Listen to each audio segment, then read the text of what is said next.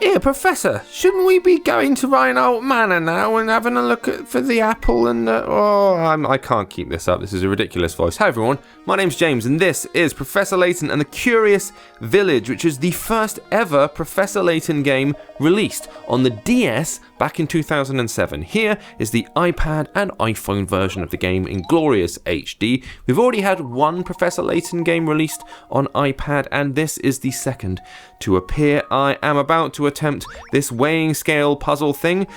8 small weights that all look the same, however one of the weights in the group is slightly lighter than the rest. Using the scale 2 times, can you find out which of these weights is lighter than the rest?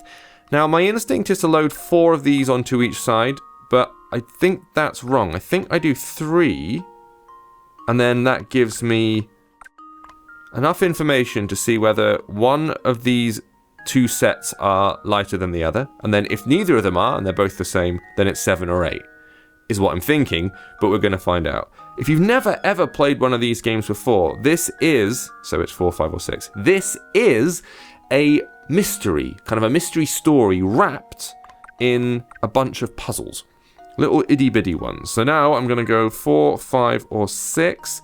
I think so. If I go 4 or 5 and they weigh the same, then it's 6.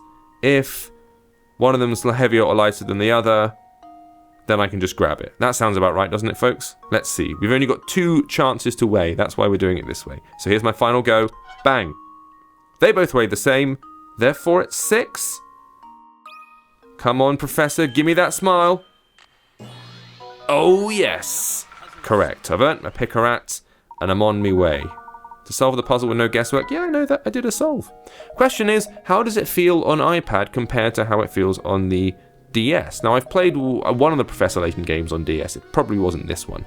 But either way, you know, the top screen of the DS is just a view screen and the bottom was touch sensitive, so that's how you did it, just tapping away with your little stylus.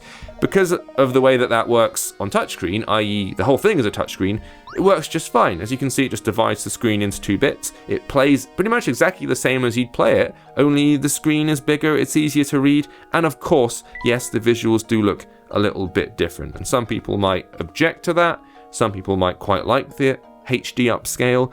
It's not that much of a HD. I mean, these characters still look a little bit jaggedy around the edge, you know what I mean? It's not their fault. They're a bit old. They're like 11 years old at this point, so who knew? But the art still looks nice. The original art that was used in the first version of the game, you're just seeing that without some of the pixelation. I think it looks quite nice. It's all very charming. It's very daft, and it's one of those good precursors to the brain training games that came later, but you've got this murder mystery thing, or at least I assume it turns into a murder mystery. You're supposed to be going in search of the golden apple, which has been hidden around this village somewhere because we've gotten a letter from some uncle or something. Layton is the professor in question, and then he's got Luke, who is his little sidekick character, Watson to his Holmes, if you like. Now, if you don't mind, would you please solve this puzzle? Yeah. I was just kind of skipping through the preamble to get to what will inevitably be a puzzle. Oh my god, it's the original puzzle. The original wolves and chicks and... this is going to be... Okay, alright, here we go.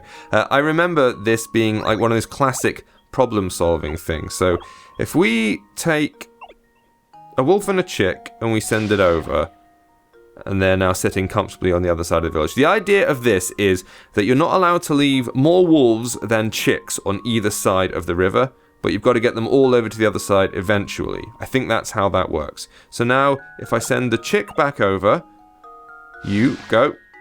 We're fine there. Okay, so the important thing we have to remember is never more wolves than chicks. So let's grab another chick and another wolf.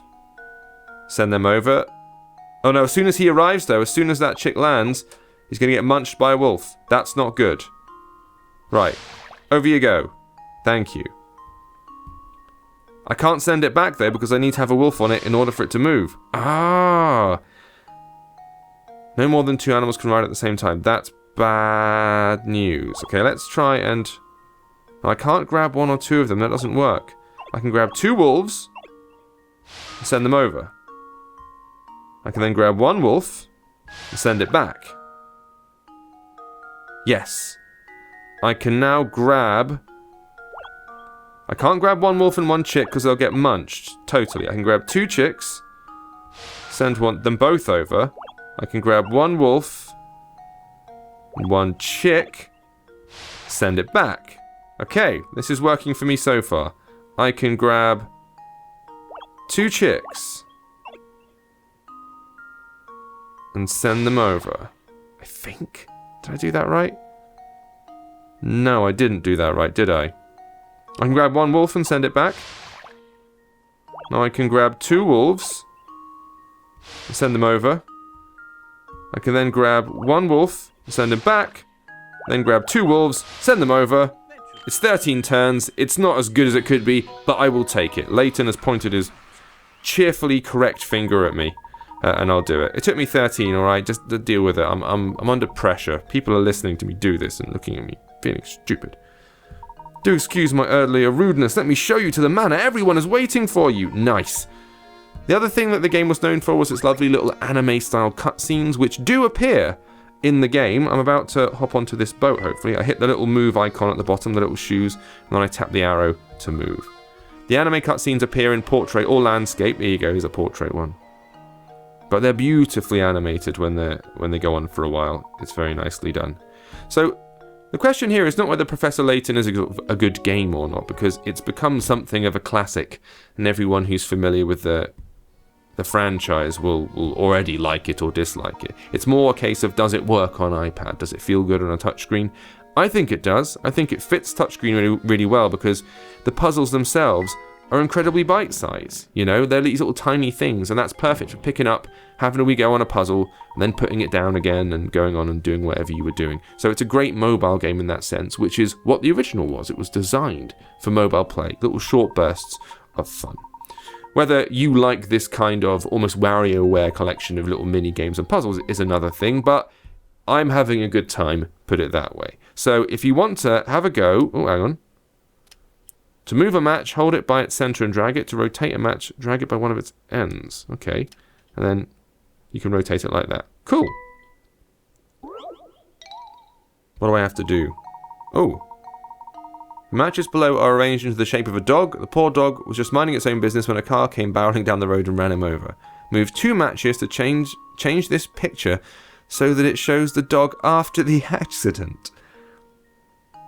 That's bleak, but I think I know what to do here. Hang on, so we're gonna... No, that doesn't count as one move. So, here you go. This is what you... To me... I take one over there. Hang on. No. Grab it. Yes. Yes. There. Because now we're looking at the dog from above. Right? That works for everybody, doesn't it? It's been squished. What? Alright, nuts to this game. It's the worst game of the year, and I hate it. However, it's out right now. It's £9.99 or $9.99 on mobile at this very minute. Thank you for watching. See you next time.